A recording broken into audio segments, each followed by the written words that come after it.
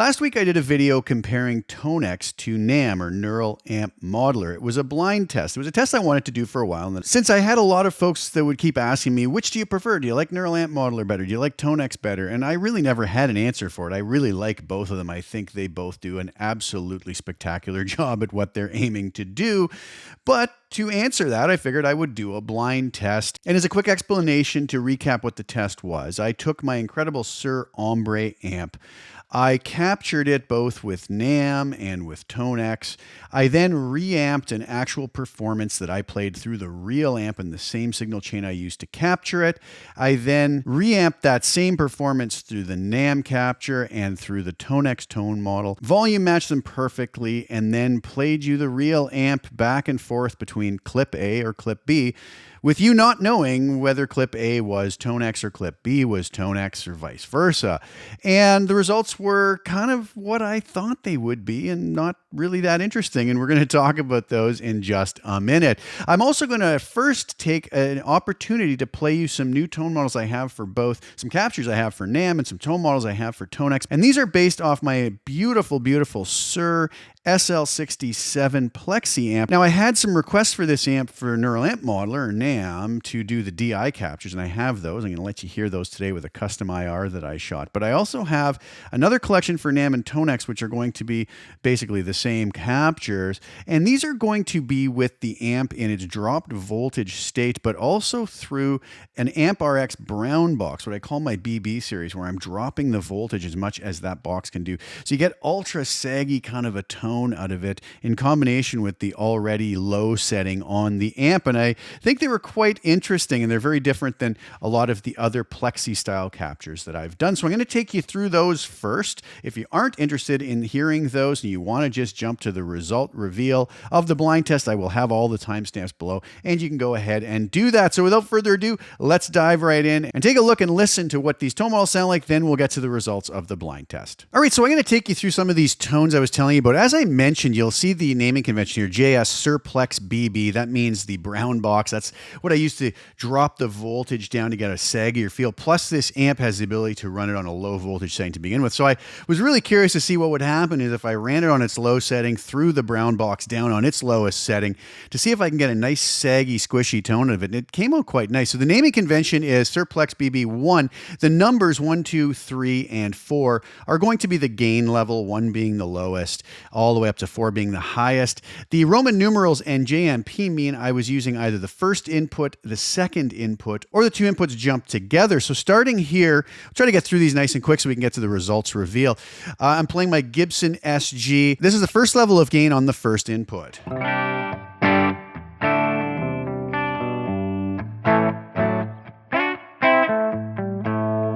Go to the neck pickup.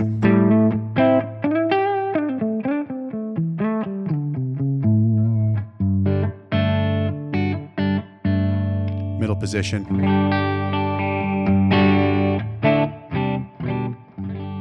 Move to the second input. You'll hear it's a little bit muddier almost, right? The first input's going to be a brighter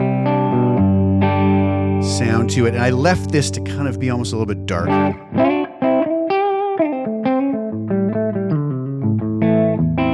Somebody has a brighter guitar, that might be a preferable one versus a darker guitar. This tone might work better. Now, when I jump these together, this is going to be kind of a new level of gain. Still in the middle, pick up, we'll go to the bridge.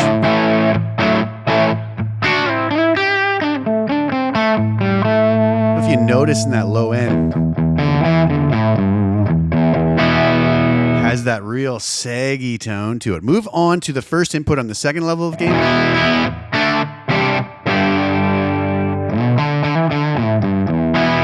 So that's exactly what I was going for on that. I'll go down to the neck pickup.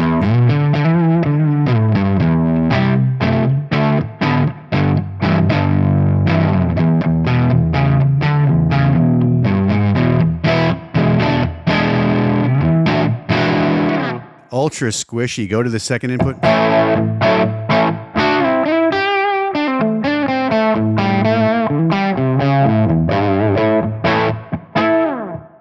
Neck pickup.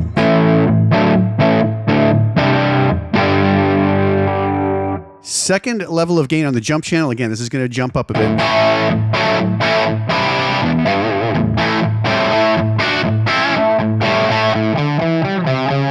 I was really trying to get a nice balance between some really, really warm natural tones and some brighter tones. Kind of give you the best of everything. Go to the neck pickup.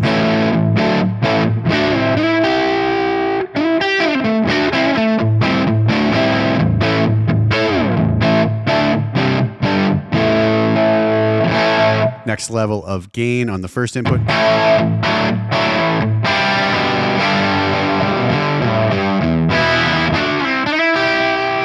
Neck pickup.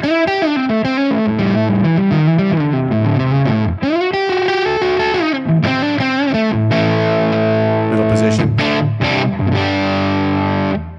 Second input.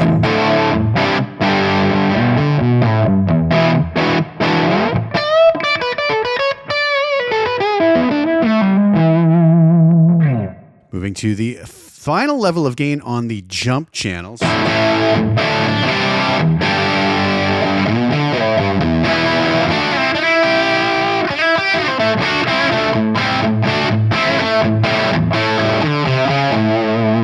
hear that ultra squishy bottom on it. Go to the neck pickup.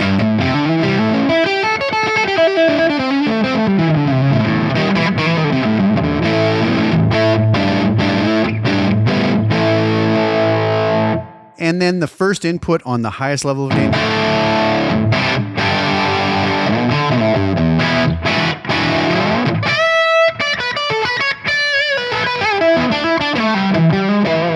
Really hear that sag on those tones. Second input.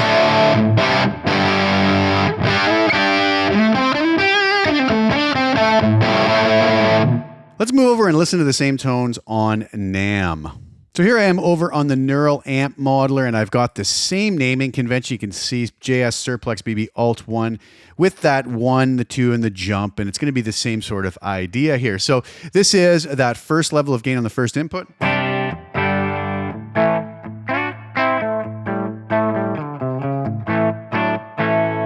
Neck pickup.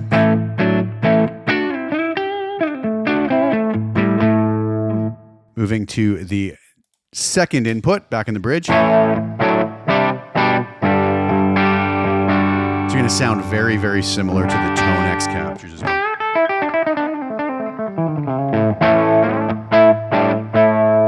Moving on to the jumped channel on those.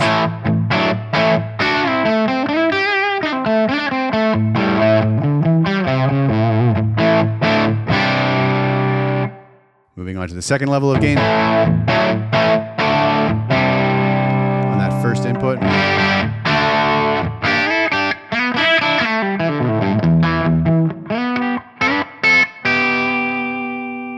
Moving on to the second input.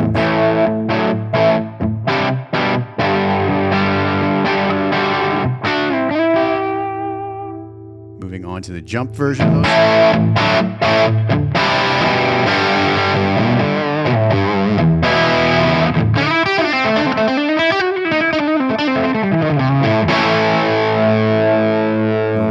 Third level of gain, first input.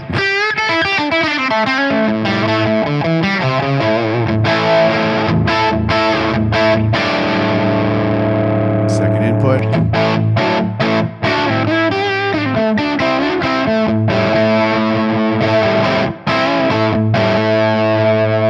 Jumped.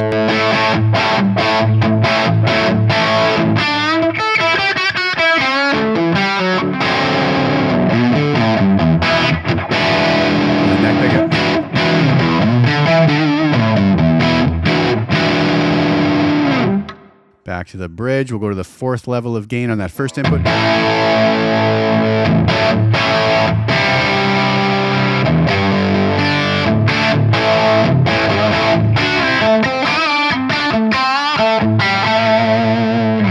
And the second input on that final level of gain.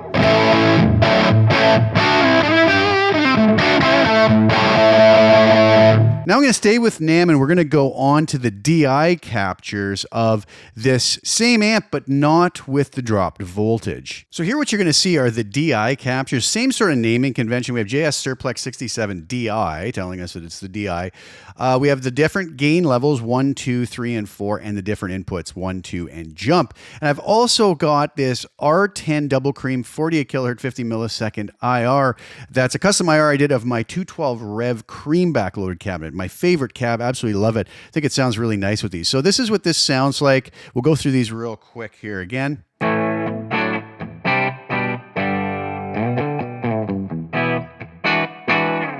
That's the level 1 gain on that first input. Second input. Go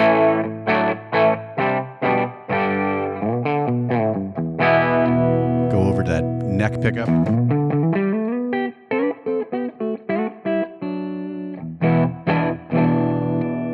Moving on quickly here through to the jump level. Moving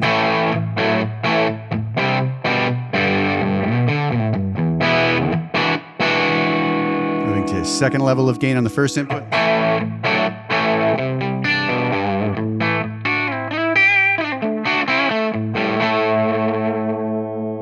Second input.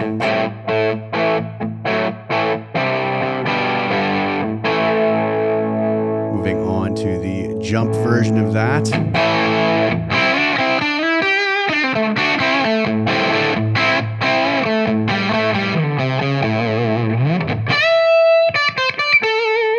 Go to the neck position.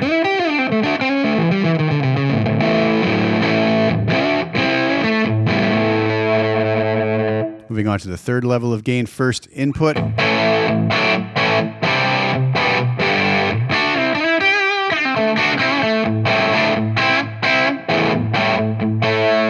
pickup. Moving on to the second input on the third level of gain. Go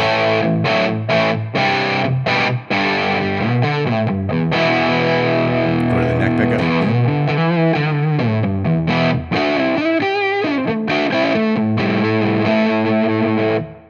Moving on to the third level of gain on the jump channels.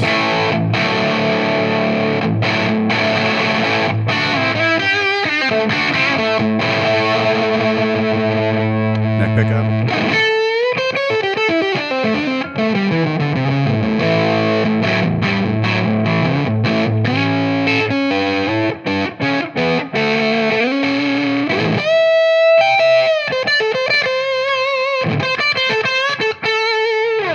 And the last level of gain on the second input.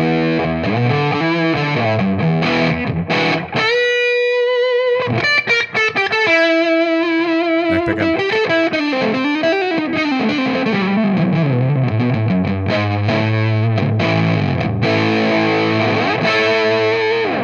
All right, let's get to the results of the blind test comparing NAM and Tonex. All right, so here we are talking about the results of everybody's guesses concerning which they thought was which. So what I asked folks to do is to tell me whether they thought clip A was NAM, and in that case, clip B being Tonex, or vice versa, clip A being NAM and clip B being Tonex.